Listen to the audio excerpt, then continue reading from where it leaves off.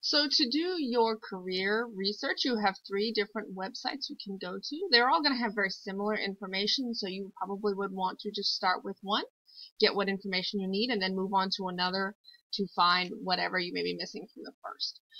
I would recommend you start off with this one. This is the Bureau of Labor Statistics. This is their Occupational Outlook Handbook. This is put out by the federal government about different jobs.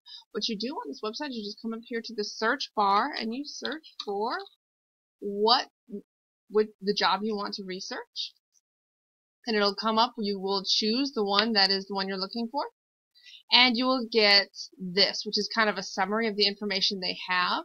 Anytime you want more information, let's say you want to learn more about the work environment, you just click right up here and you have a more detailed description of the work environment. One of the nice things about this website is it also lets you look at maps of how many people in each state are employed in that field.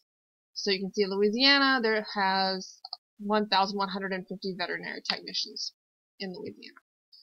So that is a good that is a good place to start. Once you've gotten all your information from there, another good one is the Career One Stop. It works the same way. You just type in what you're looking for in the search bar at the top, and you get this, which is their version of that page. We're going to want to click right here where it says learn more about that career.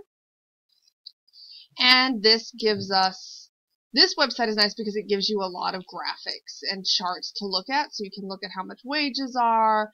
You get a really nice easy breakdown of where to get started, how many people work in this field. So this is a nice easy website to use. It doesn't have quite as much information, but it's still a really good place to go. Third, we have this website, which is the Career Zone California website. It works the same way. You type in what you're looking for up here at the top.